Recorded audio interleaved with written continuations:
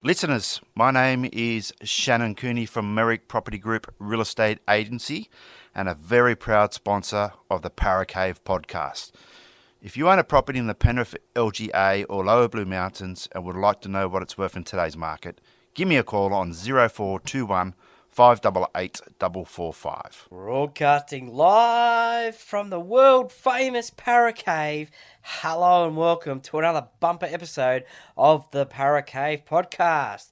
My name is Troy Warner and I'll be your host this week and every week. And today it is episode number 112. And today I'm going back to celebrating the 75th year anniversary of the Parramatta Eels in the competition, with my guest, a former player at the club, having scored the fastest try in NRL history whilst playing for the Eels versus the Broncos up there at Suncorp Stadium in 2017, and that is Mr. Kirisome Auva'a. Now, during the chat with Kirisome, we chat about his playing career with the Rabbitohs and Eels, representing his family playing for Samoa, winning the premiership at the Rabbitohs, and yes, scoring that fastest ever try in the NRL for the Eels as well.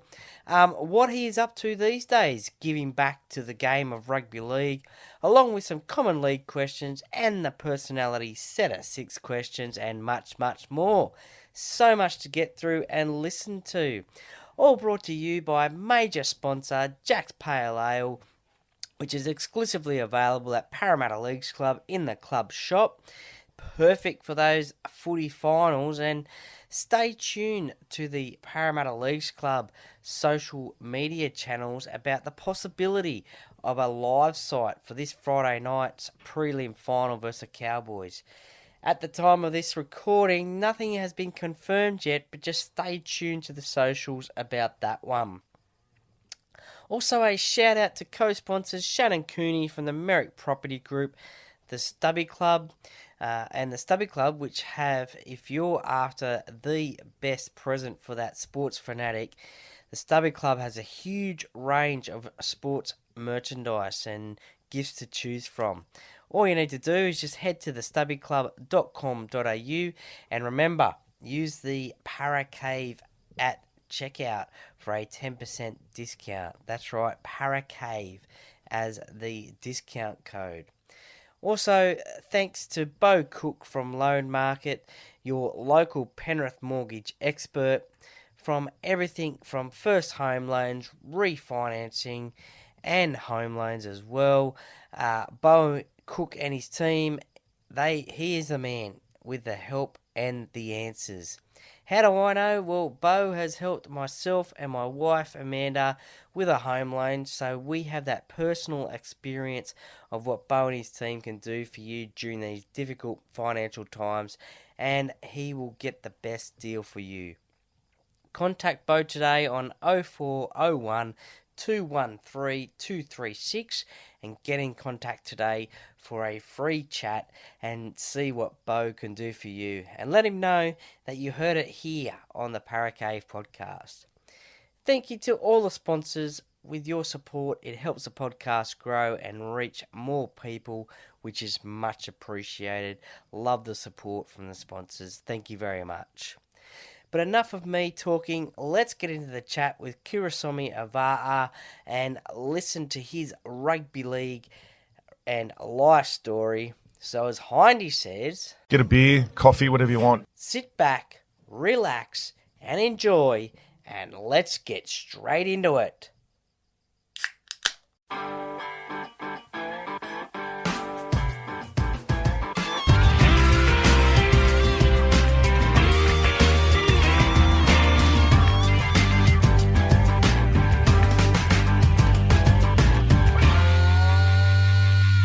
Yeah, my name's Kirisome Auva'a. I played NRL for a couple of clubs at South Sydney Rabbitohs and the Parramatta Eels.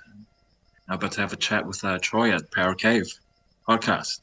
And as you heard from his intro, my guest today on the Paracave podcast is a former professional rugby league player who played with 2 clubs in the NRL, playing 61 games and scoring 21 tries, two of which we'll talk about later in the chat. Won a grand final at the South Sydney Rabbitohs in 2014.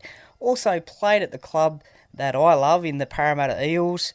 Also represented Samoa in representative football. A player I watched play his whole career.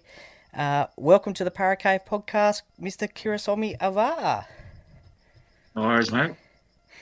Now, born in Samoa and moving to New Zealand as a youngster, what was your childhood like growing up? Was it rugby league that you always played, or was there other sports that you liked playing? Yeah, as you said there, obviously I was born in Samoa. Luckily enough, we had a TV back then in the early 90s. But obviously Samoa was really big on rugby, just as they are in New Zealand. And my earliest memories of the code rugby was the Blues versus the Crusaders. Okay. When they went pro, when the code went professional and the Blues and Crusaders were battling it out in the grand finals. So, yeah, those were the early days of rugby for me, and we didn't have a footy to play with. And obviously, when you watch something that you like, in this case footy, you try and emulate that. And I remember my mates and I would grab a water bottle or whatever that could pass around and play touch footy or play tackle. Yeah. What would have been then your earliest recollection of rugby league? My earliest recollection of rugby league would be when I moved to New Zealand. It was the Roosters. And I really liked Minnie. Okay, yeah. Yeah, so he was sort of an idol for me in rugby league growing up, watching him playing for the Roosters. And, him obviously playing New South Wales and scoring tries and being quick. And that's the kind of play I wanted to play like. And, it was Manicello and the Roosters in the early 2000s there. Yeah, and then you moved over to Australia and started playing rugby league as well as rugby union, wasn't it? Because you represented the Australian A's schoolboys in rugby union? Yeah, so I played a bit of both. When I was in Auckland, it was rugby league predominantly, because the only footy club closest to home where I could walk to and from was a rugby league club at Otahuhu Rovers. And so when I did eventually move over, it kind of switched over, because the school I went to, Ipswich Grammar, they would only play rugby union, and wasn't allowed to play league, for obvious reasons. Yeah. And so played rugby schoolboys in the age grade groups.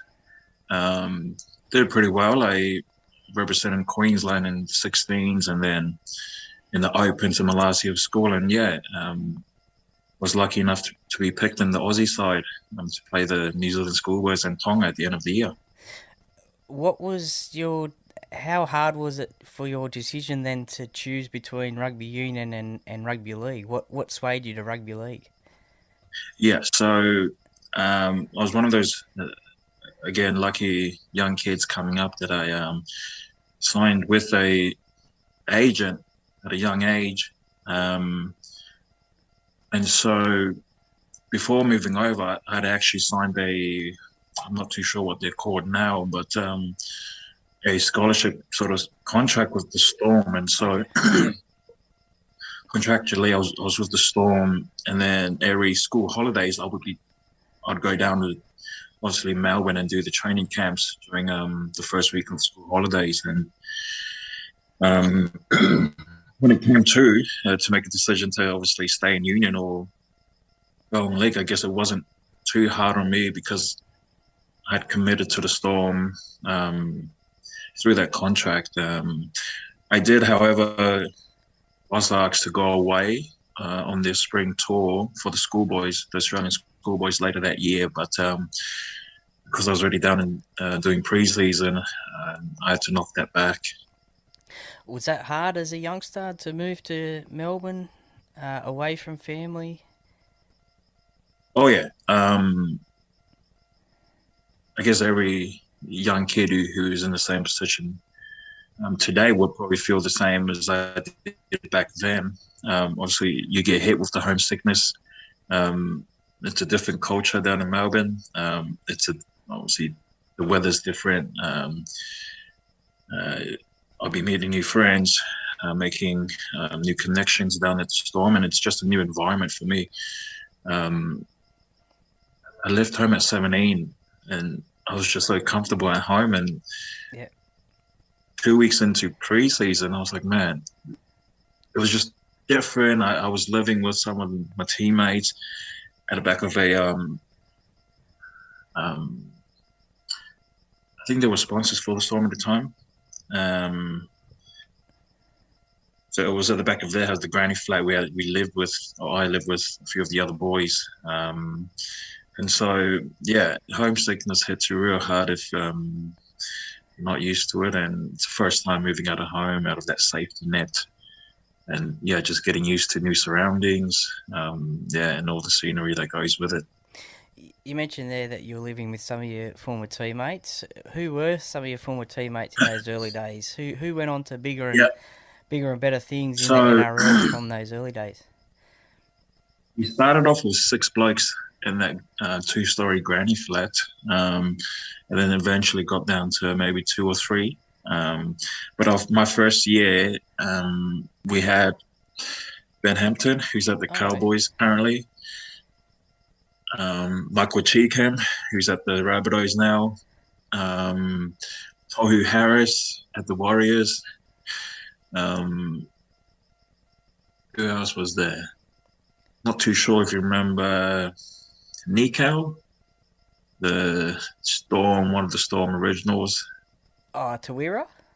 Brera Nico, his son was okay. Well, there was another bloke, Witty Baker. He went on to the Raiders after the Storm. I can't remember the others, but yeah, there was a good group there, and we all played SG ball, and then progressed on to Toyota Cup, and then obviously progressed over to the first grade level football. Well, before you got to first grade, you moved to Cronulla and played in their New South Wales Cup grand final win. Moving to Cronulla, could you sense then that was a step in the right direction? Because you won the Toyota Cup at Melbourne, and then you're winning the New South Wales Cup at Cronulla. So was that like a step in the right direction for yourself to play first grade?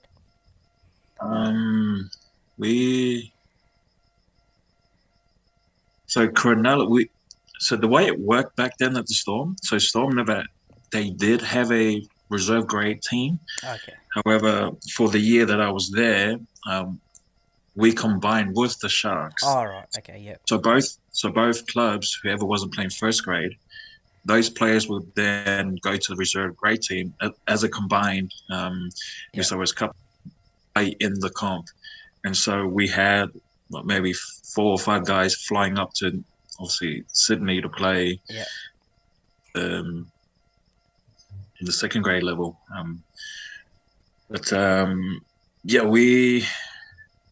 We obviously had a good year. We obviously it was basically just another team full of first graders. An awesome team, man. We pretty much we lost like a couple games, drew one, and won the rest. But yeah, we had so many quality players in that team that, like, if we had lost the season, it would have looked really bad on like all of it. But quality players from fullback. We had, I think, Gardner at the back.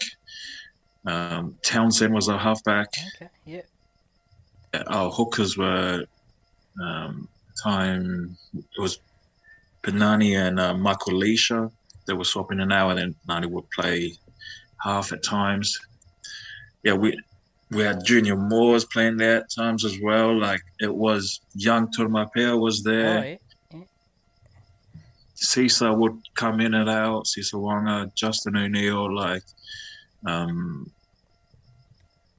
we just had a team full of good players, and it obviously showed throughout the year. But as we kept winning and we got good momentum going through the season, definitely felt like we were heading the right direction. And for me personally, it just felt like things were starting to come together finally. Yep. And then, because I was off contract that year as well at the Storm, and so I was playing good football at the right time, and so that gained interest from not only Storm but other football clubs as well. And definitely a direction in the right path for me at the time. Well, you mentioned there that got some interest from some other clubs, and one of those clubs obviously was South Sydney, and you signed with them. What was the decision to move then to South Sydney from Melbourne?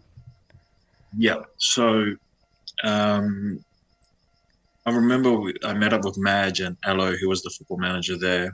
So I flew up from Melbourne and met up with them, and I just felt what they had said and the plan for me. Playing first grade football was a better, just a more clear pathway for me to play first grade football constantly or every week. And for me at the time, I was 21 at the time, I think. And and I wasn't getting any younger, and I just felt, man, I got to take this. Storm had a good offer, but again, it was, and they did have quality players, obviously, and they had a good side. But I just thought, for me to play first grade every round, for me was to leave, and it was a chance for me, obviously, to experience a new scene, a new environment again, and just because at the time I had been at Storm for about 4 years, and so I just thought it was time for me to move on. Well, it obviously was the right decision, because in round 6 of 2014, in jersey number 22, you make your first grade debut versus Penrith. What are your memories of your debut game? What stood out for you? Yeah. The week felt like it went too quick. But when I got my shot, eventually I just had to tell myself that this was it. Like, I'm not going to go in, play my debut game and not play till maybe another few more rounds or maybe the year after. And so I knew the confidence I had in me to make that spot mine, and I knew the hard work that I had put in pre-season. I just got so much confidence in that, that I took that into the game with me. And we got to, I think it was Adam Penrith. We got there. It was night. It was the evening game, and so it was nice clear skies during warm up. And so I was like, oh man, there's good conditions to play my first game. And then walked back into the sheds. By the time we got out, it was heavy rain. It just started pouring, and I was like, oh geez. And so it was you were nice and warm, and obviously warming up, and then 5 minutes later you're kicking off, and you got the goosebumps, and you're freezing. But the game, it was a low scoring game, I think, and I'm not sure if it was a record or not, but we only missed like 4 tackles in that game, which was really good stat. And we spoke about it after the game, and man, we were all surprised by the stat alone. And so that really played into my confidence as well. And the guys around me helped me throughout the game, and I had Sutton on my inside playing half. So he was always in my ear and just helping me out through the game. And I think I scored my first try too in the second half, and so that really made the whole experience memorable and sweet. You mentioned John Sutton there. Besides him, as a 21-year-old kid, who else were the leaders at South Sydney that took you under their wing? Yeah, I'd have to say Sud again. He really looked after me as soon as I moved over to South Sydney, and Sammy. Yep. His influence throughout the year and this whole time at the club were immeasurable. Those guys really helped me out to work hard and know when to turn on and turn off, and know to just let your hair down a bit. GI was a really good one for me as well, especially playing in the outside backs. He was the main voice. Yeah. So those guys really helped me out in what I needed to do to obviously submit my sport and be a consistent football player in the NRL. Yeah, well, you also had Michael McGuire as head coach in 2014, and during your South career there. What sort of a coach was Madge? What did he do for you and your game? Yeah, he was massive for me as a young novice, if you say, kind of player. He obviously football is football, but first playing in the NRL, you kind of just get the basics right, but there's way more into it, what it is, and that for me was my mental game, and he really drilled it in to be mentally tough. And obviously, I had some practice at it, and the Storm are really big on their mental toughness. But yeah, just working closely with them, I felt more of it at South Sydney. I remember.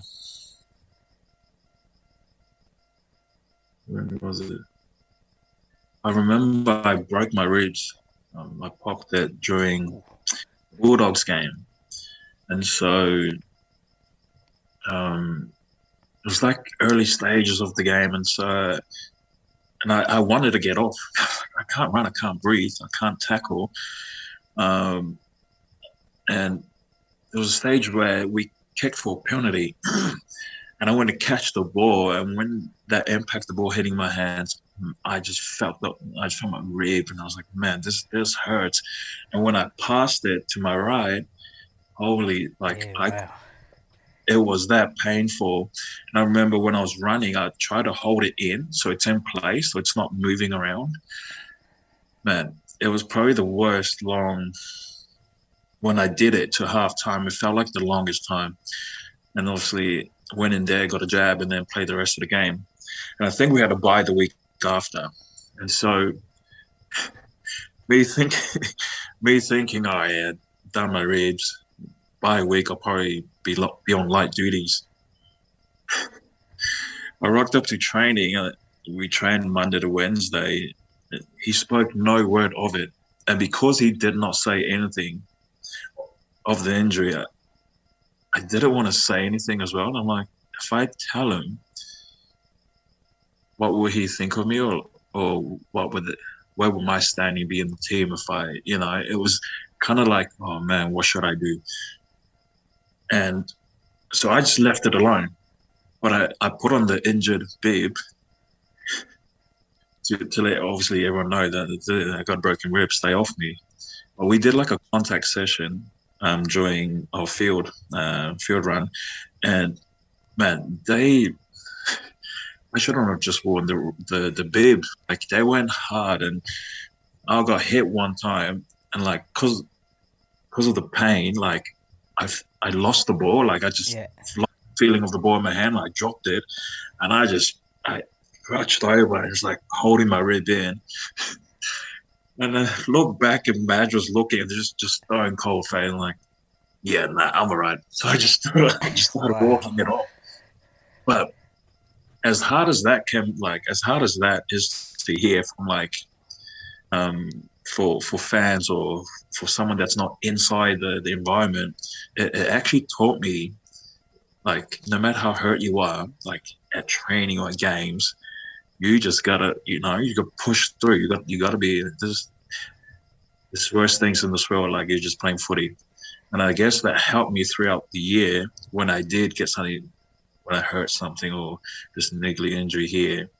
And that, really grew my mental toughness game, like it's just playing game. Like if you're hurt, imagine how they're feeling, imagine how your teammates are feeling, And so, that really helped me in terms of like what mentality I need to bring in to the game every week. And obviously trainings before the game. What did Madge say when he found out that you had the broken rib? I honestly cannot remember because those are the only things I can remember. Just would he have said something like, "Oh, you should have told me," or yeah. I don't really remember quite exactly what he said. And if I try to say something, it would probably be out of line. But those were the feelings I got when I remember when I did injure my rib. It was just, it's one of those things that you're going to be all right. Yeah. Oh, nice. Now, the last 2 weeks, we've just seen the Roosters play the Rabbitohs in 2 games, and the most recent one, the Rabbitohs knock out the Roosters out of season 2022. You also did that in the 2014 prelim final. Not only to win that game, but what was it like playing against your arch rivals, the Roosters, in the Book of Feuds games? Yeah, it's as everyone broadcasted it to be. It's a big game, 2 big clubs going against each other, and not only the 17 that are playing, it's the whole squad against their squad. It's your club against their club. It's their fans against yours. And so it's a massive build-up to the game, and everyone knows how hard it'll be and how exciting it will be when you get one over them. But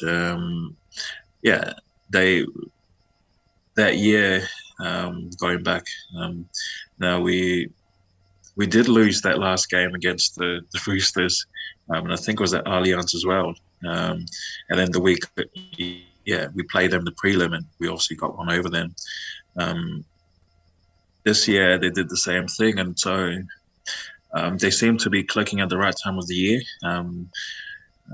They have other teams that are clicking at the right time of the year as well, and so it's an exciting finals. I think I saw an article the other day.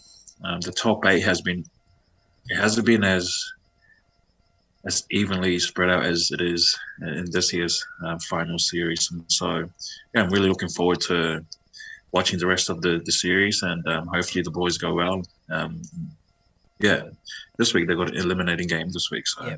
Yep. Just before we get to the 2014 grand final, we're talking about current day rugby league. Do you watch a lot of NRL these days? And you played for South Sydney and Parramatta. Do you have a team, or you just follow players? Yeah, I'm more just a fan of NRL now. I don't really have a specific team I would go for, but I do have.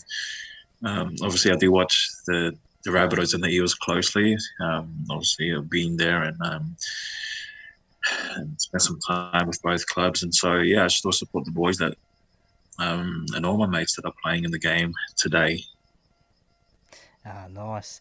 Well, we'll go back to the 2014 grand final. Did you have yourself the same routine during that week of the grand final leading up to the game as you normally would have had, or did you change it because of all the media routines and fan days and stuff like that?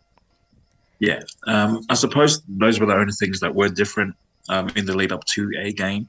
Obviously, we had to do a lot of media throughout the week. In terms of changing the routine, I didn't really alter anything at all. I kept it the same. Just went through the process of how I would go into a game. And then we obviously knew the media and all of that stuff that would happen throughout the week in the footy show. And so we kind of just spoke about it as a team and said, don't get too sucked into what they're saying, and don't get too involved in what you see on your phone or what you read in the newspapers. And I think we it was a nice. I think we made it a rule not to touch any social media that Yeah. week as well. So we're all 100% zoned in and focused on the game itself rather than being distracted by what she said and Yeah, that's what. fair enough. Yeah. Yeah, I yeah. So pretty much, yeah, that was the only thing that changed. I kind of stayed away from media and the newspapers and social media that week. And to the game itself, and we all know that first tackle of the game between Sammy Burgess and James Graham in the accidental head clash. How were you close to that when it happened, and did you know the extent of the injury on the field when it happened? Yeah. So I was on the same side as Sammy. He was standing on his left, but he was near the try line and I was near the 50. So I was kind of close to it. However, I did not know the extent of the injury until the next breakdown. We had a bit of a break. He came up and was like, "Man, my face is broken. Like, I need you." And so I just completely forgot about the game and the crowd and everything that was happening. And my whole focus was like, holy crap, like, because Sammy was so big for us that year. I was like, Yeah. he's now asking for the rest of the team to really step up, But we didn't really need to do too much because the thing he took, many more runs after that and just kept obviously tackling. But yeah, the extent of it, we knew from when he said that it was broken, gone. I didn't really know the extent of it until after the game, where it just really blew up. And then he went to the hospital the next day, I think, and got surgery that week. So, and when he showed us the X-ray photos, man, James Graham did a really good number on him. He's got a hard head, James, then, doesn't he?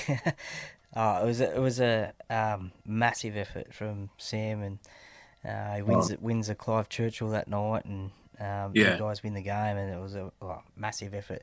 People compare it to Johnny Sattler in the was it 1970 grand final, I think, with the broken jaw. So it was a massive effort. But another great moment personally for yourself as well. You get to score a try in the grand final in the 74th minute, I think it was, off a Greg Inglis crossfield kick. You got the bounce that night because it pretty much sort of bounced sort of straight up and backwards, and you just got it down before the dead ball line. How does it feel to know that you're a grand final try scorer in a premiership winning team?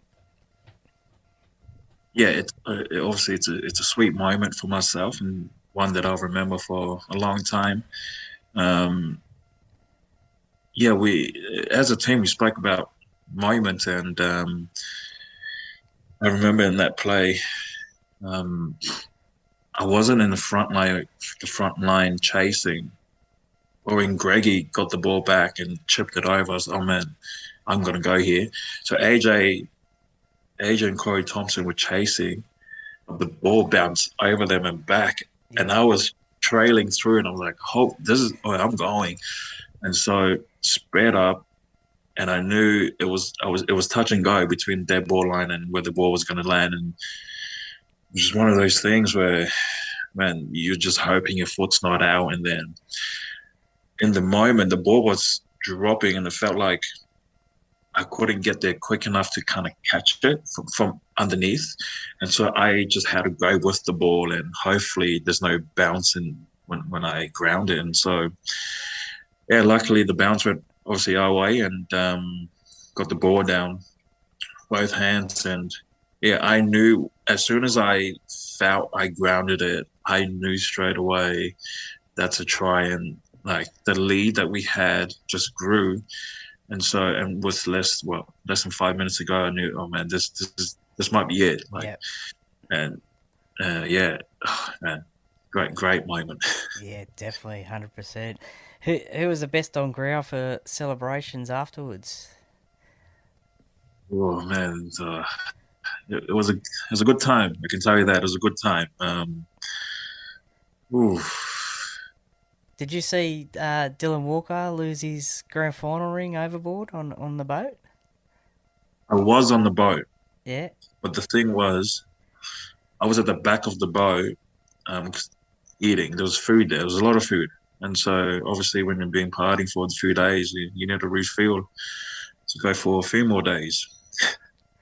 But I was on the boat, but he was at the front of the boat when he lost it, and I just remember him, tears flowing, and just couldn't believe what had happened, and I couldn't believe it. I wanted to give him my ring, but I think he got a replacement one. I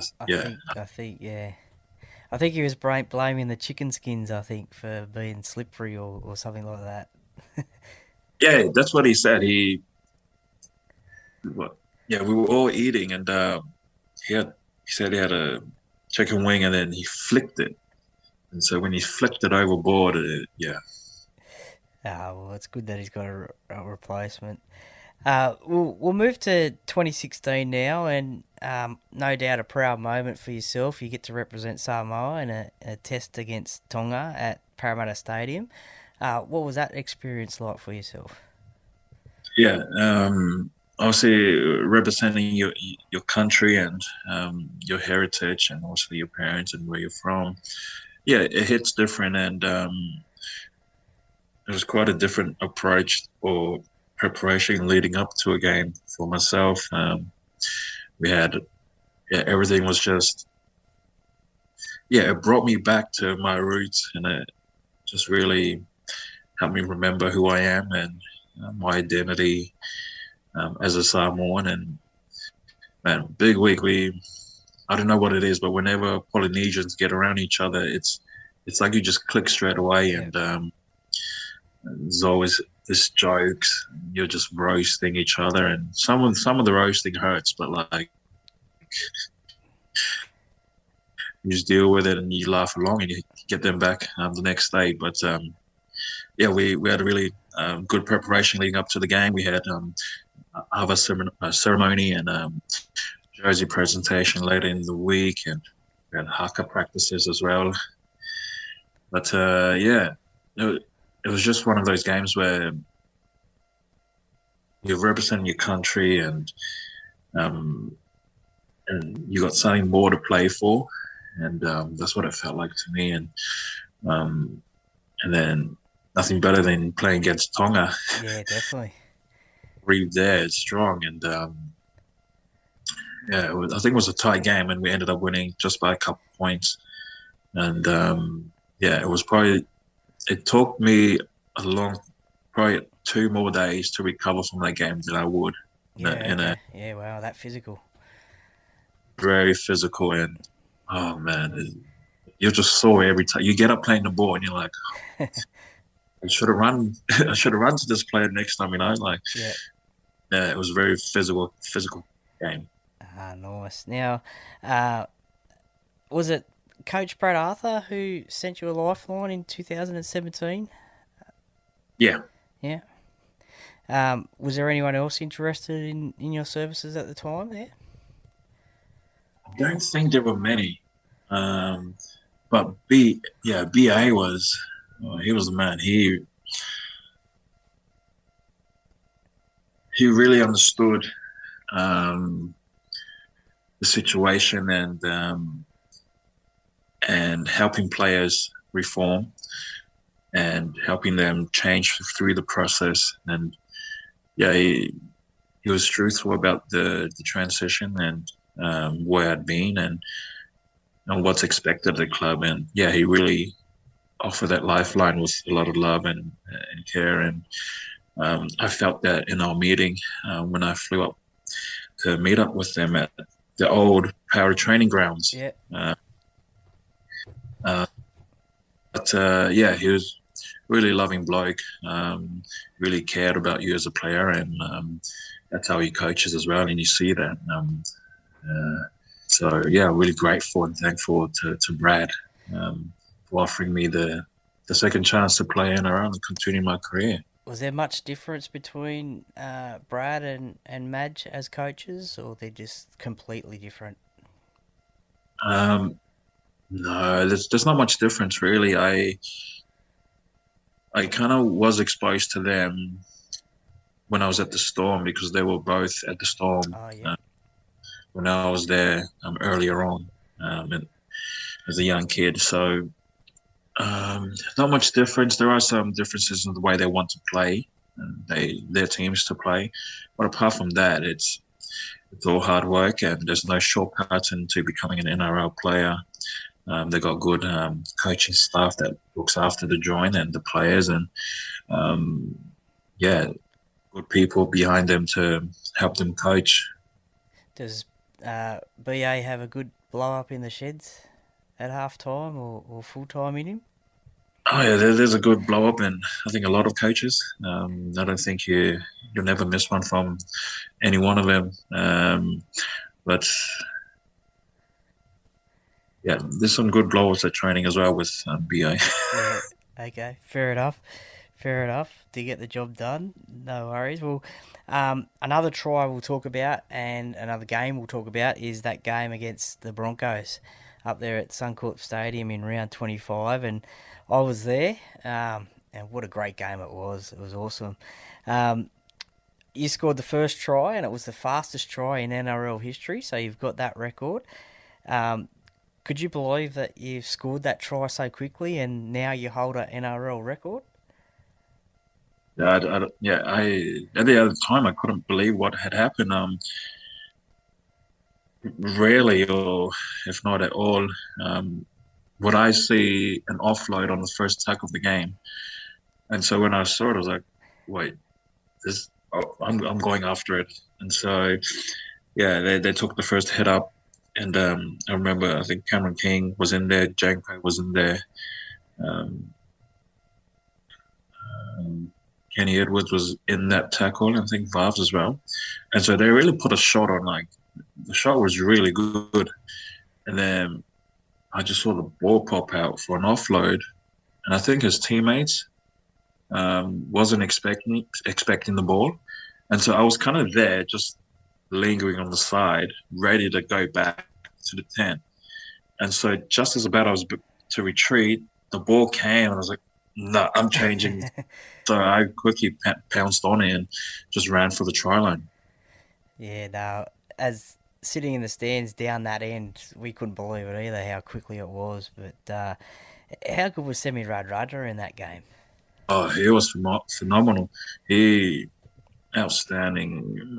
Those long range tries, like it's like you were watching like an under 13s player play, like a good under 13s player, and him running full lengths a few times to score his try. You don't see that very often these days, do you? No, that's it. He did it a few times in that one game, and yeah, he was strong, quick, and yeah. Yeah, definitely. Usually when you make a break, like you're taught or you're trained to support. And so when I saw him making his break, I was like, this guy's scoring. He was really good that game. And that Melbourne semi-final down there at Amy Park, you scored another try again. Us as fans, we thought that you guys won the game because I think one of the Melbourne tries was off a forward pass because the Eels supporters bay was right in line with it, and we've all blown up about it. As players, what were your thoughts on the game? Do you guys believe that you should have won that game? Were you ripped off in that game? Yeah. Honestly, we come up against a really good Melbourne team that year, and playing at Amy Park, we knew that the crowd wasn't on our side, and it was going to be a big game. And both teams really played good. They was a low-scoring game again, and so tries were hard to come by, and we felt we played good enough to win. But at the end of the day, rugby league is like that at times, and the ref will always interpret the game the way they think. And again, it's a fast-paced game, and so decisions are going to be made, and they have to be made. And we just, as players, should play on and to what they deem what is right. And we had another chance the week after to play, but that game was another really tight, good game. Yeah, as I said, us as fans, we thought that you guys won the game. There was a great try by Will Smith from an inside ball, I think, from Mitchell Moses. I remember they were practicing that during the week, and so I think it was a move we've never done the whole year, and so we kind of the players involved, they were practicing at training, and when it came off, I was like, "What the heck? What?" Yeah, and Well, that's what you need in semi-finals, isn't it? The stuff that you haven't done during the year. Yeah. Chuck it up as a surprise, isn't it? Yeah, and they weren't expecting it, and so I think it was a switch. There was players running that side, but then he turned it back in. Mitchell Moses turned it back into Will going straight through the middle, and it was a really good try, executed right. Absolutely. I mean, again, as I said, Parramatta were ripped off. You guys were ripped off. There was the Cooper Cronk, Kenny Bromwich, like the grab to the. I think Cooper had the ball and then sort of gave it to Kenny, and Kenny ran on, and the ref called it play on, and then I think it led to a try. I think so, because I remember when Kenny, I was on the right side, and when they were coming offloading it back towards the middle, I kind of was just trailing in case they went through, and they did. And when Kenny got it, I kind of just tried to go over the ball, so I'm under it by the time we both fell. But it wasn't to be. And Kenny, he got the ball down, and we knew when he scored that. Oh man, this is tight finish to this game. Yeah. That's it. As I said, ripped off. But we'll move on from that one. Now, you retired in the 2018 season after only a handful of games. Was that a tough decision to make, to retire? Oh, yeah. Oh, man. I remember when I didn't make the decision to step back. It wasn't a light one. And, I spent the next 6 months crying every day that I couldn't play, I couldn't train, and wasn't going to be in a team environment again, or an organization that would provide what I do love, and obviously playing footy and doing that as a career. And it was one of those years. I think I played the first 6 rounds, and then injuries struck, and came back and played reserve grade, got injured, and it was just an up and down year with injuries. And just rocking up to training, and motivation was gone. Pretty much spent a lot of the time in rehab and just trying to get back to fitness. And that it was just, mentally I wasn't there for the rest of the year, when I kept going in and out of injury, and playing a game or two, and then getting injured, and it just wasn't going the way I expected, and I wanted to keep playing, and the way my body was responding to training, and the way I felt mentally, I just couldn't keep going down this road. And it was just, I remember the last training session we had, and I stood in front of the boys, and now I announced it to them, and there was a good 5 minutes there where I couldn't open my mouth and speak. I just was over emotions and tears, and couldn't control my crying. And it was tough. It was really tough. And just thinking back to it now, there's just wasn't much I could do in terms of trying to get my injuries right, and my mental warfare at the time. So you mentioned there it was tough for you mentally. How did you get through that mentally from making that transition from a player to into retirement? How did you get through those times? Um, I I work with, or I get help from a sports psychologist who lives down in Melbourne, and so she was a big help for me in that time, and so she was a big pillar for me going through the transition phase, because that was tough. It felt like my whole identity and my whole livelihood just got taken away from me, and it wasn't on my terms. And so so she was a really big help for me, and obviously my family were there, and my good mates who were around kind of help with the process. But oh man, that was tough. Yeah, that's good to hear that you had those network of people around you in that time. What have you been up to since retirement? What's keeping you busy? I think you're into a bit of coaching, are you? Yeah, so I'm doing a bit of coaching. I recently started a coaching consultancy business,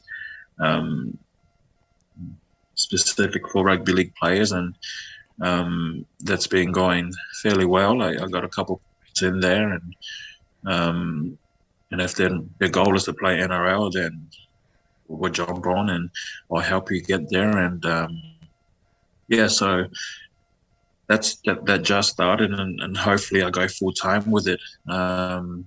That's what as much as I wanted to get away from rugby league, thinking that it will bring me some sort of peace of mind, somehow always pulls you back in. And something I passionate about and helping other people, and something I did for 2 years. And so when I left, when I did leave the game, I did a 2-year mission. It was all voluntary work for the church that I go to, and so helping people was pretty much the main thing you do in there. And again, with this business, it is helping young kids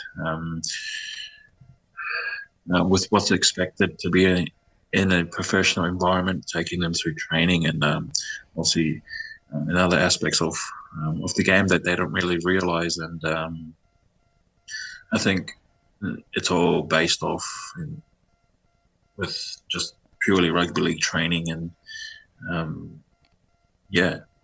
it's been fun. So you mentioned the 2-year mission there with your church. Was that to give back to your church that since you were retired, and also to get away from rugby league during that retirement phase? Yeah, I guess it was to take my mind off the game completely and just focus on something. As a tenant in giving back. So you'd have to save up for it, and you do it for 2 years as a man, if I can say that today. Yep. So I did it up here in Queensland, and so I spent a few months in Logan, and then moved up to Townsville and spent a few months there in Cairns as well, and then finished it off down in Brisbane city area. And so it was a really good time to take my mind off the game, and sort of find out what my true identity is, and kind of break away from being just a rugby league player. Yep. And your coaching business, what's the name of the business? Give it a plug if people want to find you. So at the moment it is called Auva'a Coaching. It's still in its early stages, and so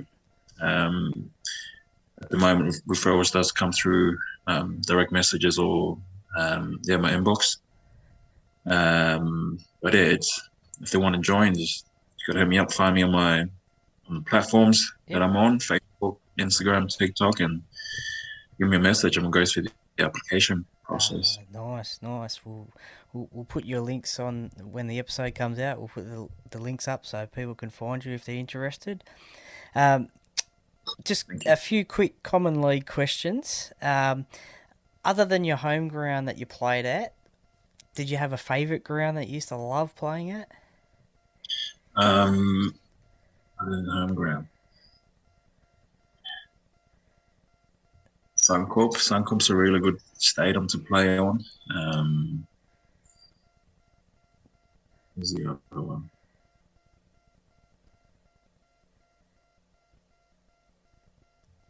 Didn't mind Newcastle's home grounds. Okay. Yeah. Yeah. So Okay. two favourites. Yeah, nice. Did you have a least favourite? Is there one or two that you hated playing at for whatever reason? Canberra. That. Only because it was that cold. Like it's cold, and so obviously it's a winter sport, and when you're warming up, it's freezing. But when you walk back into the change rooms, it's even colder, and so, man, yeah, the change rooms are cold. They're really cold. Don't worry, a lot of guests mention Canberra for the exact same reason, and as a fan, I don't like going down there either for the cold. It it's can freezing. be pretty hectic. Who didn't you want to be tackled by? Who was the hardest hitter? Who got you a beauty? Oh, man.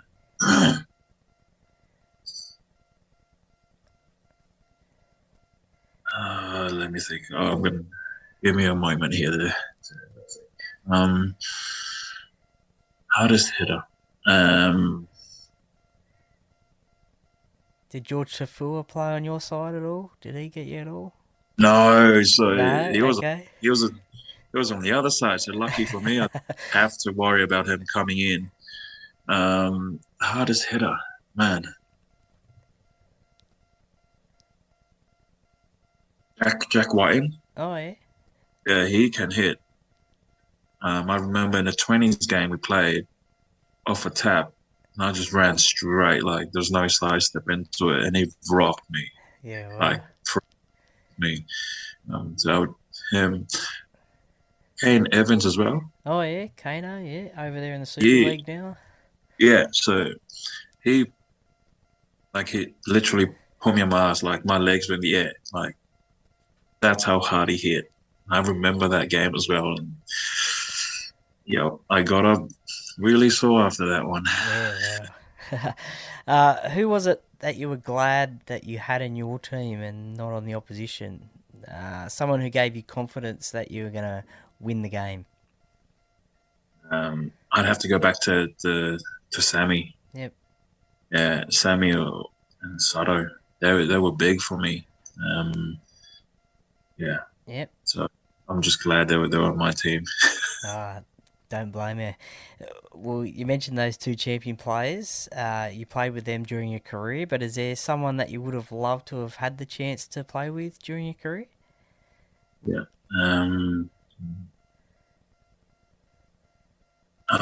Well, I got as far as the 18th man at the Storm, so I would have loved the opportunity to play for them in their RL level. So yeah, probably the Storm. Okay. Yeah. What about today's game? Is there a player that you would love to play against or with in today's game? Yeah. So today's.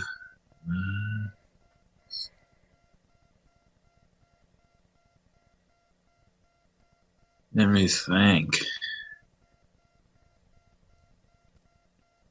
Who in the Rabbitohs or the Eels team would you like to play with if you're in those teams today? Ooh.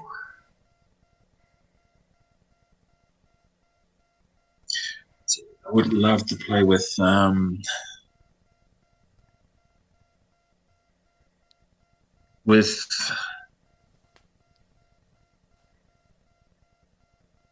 Because a few of those guys are still running around in both those teams that you played with. Yeah, there's times they are. Obviously Gutho is, Gutho, he's a quality player. Also you got Moses there. Yeah, some of those guys I played with. Yeah. And Rabbitohs, there's still guys in there that I played with.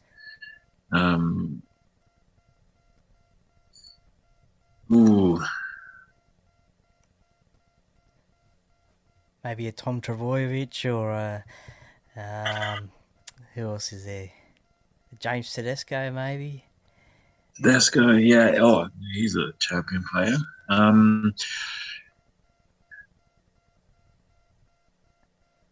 Today, so out of the South Sydney and the Rabbitohs, I probably would want to play with what's his name? Cameron Murray. Yeah, so he was a youngster when I was at the when I was there, and so when I left, that's when he came into the squad, and I would love to play with him. Yeah, and go through that transition period from when Sammy left and then he kind of took over the reins. So I would have loved to play with him. Yeah. I actually watched a YouTube video of your highlights before this interview, and Cameron Murray actually said that you're a bit of an inspiration to him coming through the grades as well. So how do you feel when you hear that sort of stuff? Yeah, that obviously makes you feel good. Yeah, definitely. Yeah, he's obviously he's done a lot in the game, and he's still a young bloke, and obviously captain of South Sydney now, and then obviously plays consistent Origins footy, and so he's probably one of the players I wanted to play with if I was still playing. Yeah. Yeah. Who did you find? Let's stick with the Eels. Who did you find at the Eels was the biggest pest or sledger, either on the field or off the field? Ooh, yes. Brad Takarangi. Taka, one of my favourites. Very good bloke, that fella. What did Taka get up to? He's the usual pest that you find at every club that you go to, always annoying. Yeah, telling jokes and inappropriate ones as well. And he's a really good bloke, that fella, Brad. A lot of respect for him. Yeah. Now, was there anyone in the sheds that you saw do any weird rituals before the game at all? Something you thought, what's going on there? Oh, rituals. Ooh, weird. Or what about yourself? Did you have any in the sheds? Did you have any rituals at all that you did week in, week out, or not? Yeah, there was a process of when I'm putting the kit on. That's how I'd always can't remember the process now, but there was a process, and so my boot, obviously, my socks would always be on top of my boots. Shorts just there where your ass would be if you were sitting.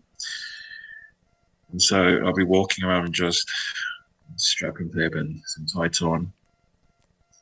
And then I don't know which way it was, but it was socks, shorts, boots, and very last minute the jersey would come on. And just before I put on the jersey, I look at it, say a little prayer, and then give it a good sniff of that nice, fresh jersey you're about to pull on and the club you're about to represent. And then, yeah, that would be the process every game. Yeah. Did anyone else have like a weird one in the sheds?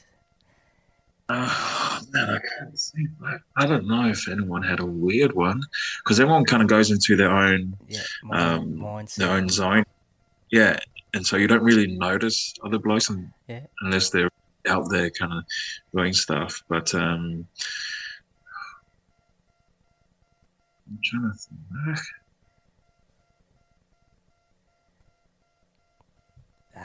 That's all right. Yeah, no, I can't.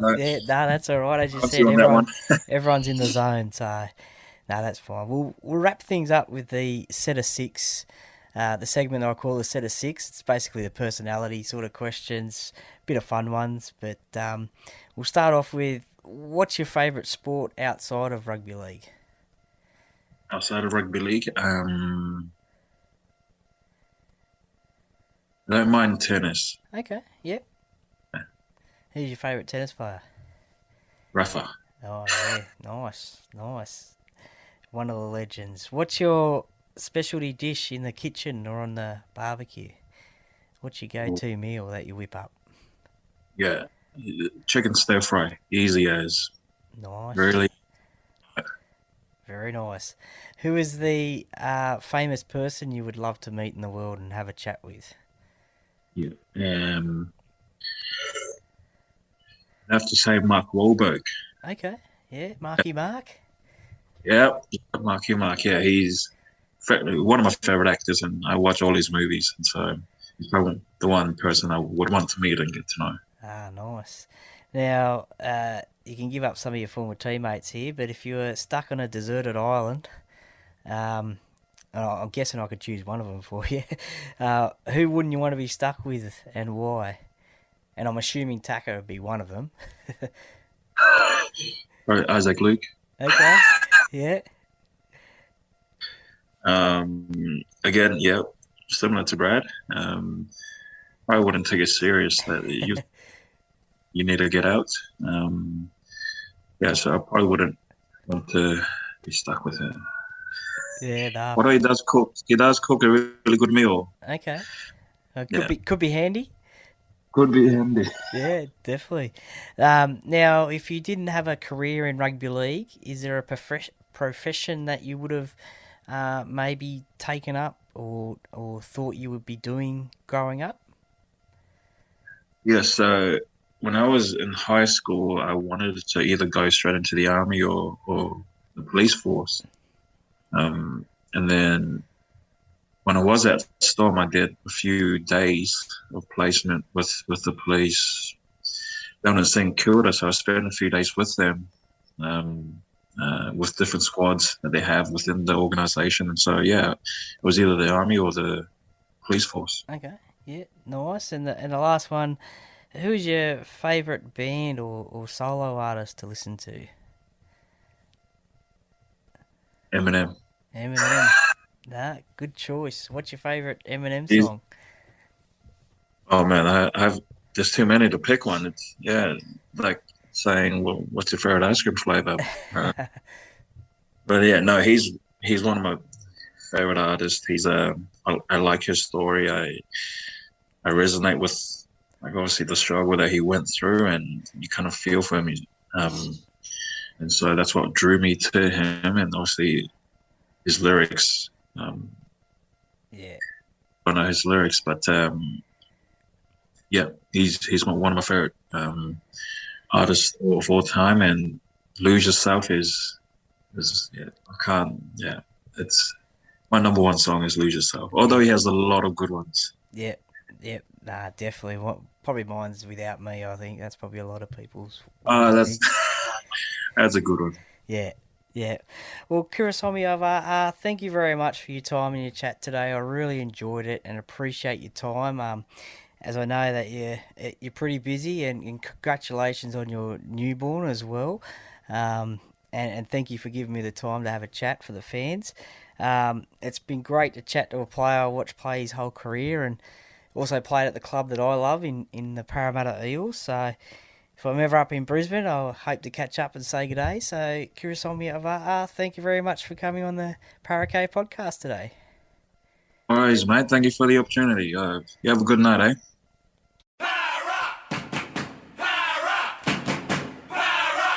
Well, welcome back, and thanks for listening to Kirisome Auva'a and his story. I really enjoyed it. I hope you did too. Great to chat with a player who played at the club I love in the Parramatta Eels. I thank you for your time, and I wish him luck in the coaching world. And if you're interested in that, by all means, send him a DM on Instagram. You will find him at Kirisome Auva'a 23, and you can DM him for coaching programs. We also wish him well in fatherhood as well. with the birth of his newborn as well. As a parent myself, I know I can get very busy at times juggling work and a newborn, so all the best in the future as well with that one. Thanks also to premiership winning coach Shane Flanagan for his week 2 finals preview last week on the Paracave podcast Facebook page. Once again, we'll have his week 3 predictions on the Facebook page of the clash between the Eels and the Cowboys in the preliminary final up there in Queensland at Queensland Country Bank Stadium. So stay tuned for that one on the Paracave podcast Facebook page. And thank you once again, Shane, for your time. Once again, another shout out to Jack's Pale Ale, a fantastic major sponsor of the podcast. It's available for purchase in the club shop. Perfect for those footy finals. Drop into the club shop today and get some today. Thanks also to co-sponsor Shannon Cooney from the Merrick Property Group, who you hear at the top of this podcast this week and every week. You can contact Shannon for all your Penrith and Lower Blue Mountains real estate needs, either buying or selling. Head to the Stubby Club to get yourself decked out in all that NRL merchandise, your favourite team's NRL merchandise. Hopefully it's Parramatta, but if it's not, plenty of all 16 teams are available. Just head to www.thestubbyclub.com.au and use Paracave as a discount code and you'll get 10% off. And also Bo Cook from Low Market. Once again, his contact number is 0401 213 236. Get in contact with him for a free chat and see how Bo and his team can help you get on top of your home loan and find you that best deal. Please support these businesses that support the podcast that help bring you quality entertainment each week. Share the love on socials as well. And if you'd like to become a sponsor of the podcast, please feel free to send me a DM on socials or email the Paracave podcast, all one word, at yahoo.com, and we'll see what we can do. Thank you to you, the listener, for listening to Alex Cullen of Channel 9 fame, the Today Show fame, and his support of the Parramatta Eels and Life Story. Thank you, Alex. I really appreciate your time and chat. And listeners, you'll be able to catch Alex on the Today Show on Channel 9, Monday to Friday. I hope you enjoyed the chat with Alex. And if you missed it last week, simply head back to the episode list and check it out. There will be a video launch of that episode on YouTube in the coming days, weeks. I'm not too big on the YouTube at the moment, but I'm getting there, so expect that one to be on there available for you to watch and listen. Thank you to you, the listeners, for listening and sharing it with your family and friends. I really appreciate the support. I had a huge support, huge listen base to that episode. I really appreciate it and had some great comments as well about the interview with Alex. Please give it a 5-star rating and review on the podcast platform that you listen to. It would be most appreciated.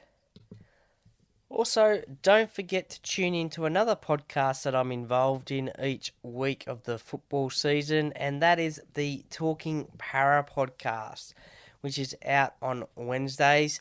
4 para lads chewing the fat about the Eels each week. We review and preview the Eels games each week, and we also have a bit of fun. We make a few predictions as well, like the score, the first try scorer, and a bold prediction. As I said before, it's a bit of fun each week, so tune into that one as well. Available on Apple and Spotify. This week's episode, we will review the semi-final win over the Canberra Raiders, and we will give our fan previews of the preliminary final versus the Cowboys up there in Queensland. So stay tuned for that one. Subscribe to the podcast and you won't miss a thing.